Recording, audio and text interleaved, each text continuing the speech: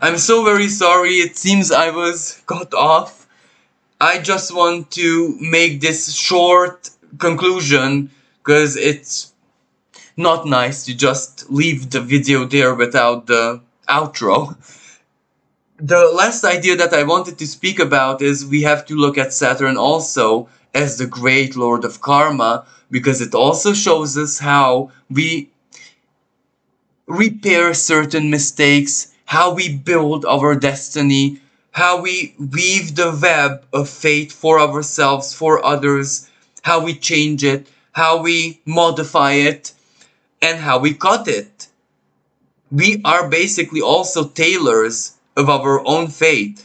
Of course, there are certain things which is naturally also Saturn, which we come here with, but that's not everything, especially in these modern times after the 1700s, after the discovery of Uranus, where one lifetime is not just one story. One lifetime is basically the cradle of the soul in so very many different ways, dimensions. You live in one incarnation, maybe actually as much as you allow. Maybe this is the best way to say it. As much as you can handle, as much as you can take, as much as fits into your energetic matrix. And that is very much Saturnian, because as our collective capacity increased, like it or not, Uranus, Saturn also has to adapt.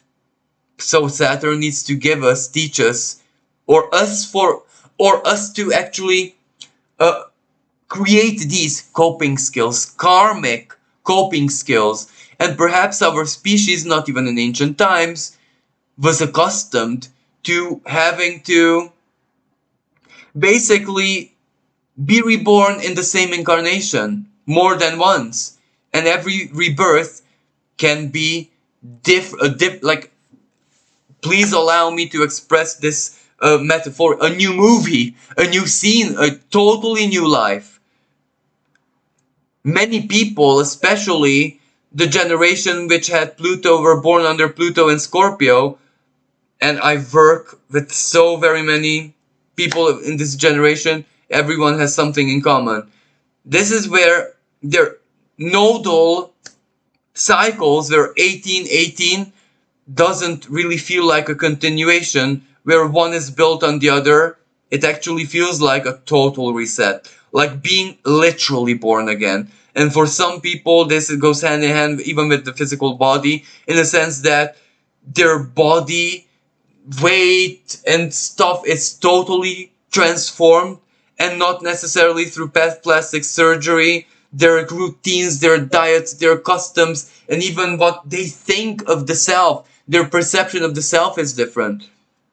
So yes, this is also the upgraded Saturn that every student of astrology is learning as we speak, and even those who are basically coming to astrologers, because they are the living examples of what Saturn means right now, even karmically, even energetically, even spiritually. The karmic judge is ultimately Saturn, and that's highly spiritual. What we are permitted and what we're not, and even how the most profound religious and spiritual laws change. Perhaps, as I said, elements like polygamy, or how you pronounce this, and any other type of sexual deviation, maybe it's not all that big of a sin for today's Saturn as it was, I don't know, 500 years ago. Maybe all of that is integrated into the structure of human species. So we need to actually, we are studying what Saturn is right now. So with this being said, thank you so much to the fellow astrologer for this really educative, let's say, question, and I do hope this was helpful.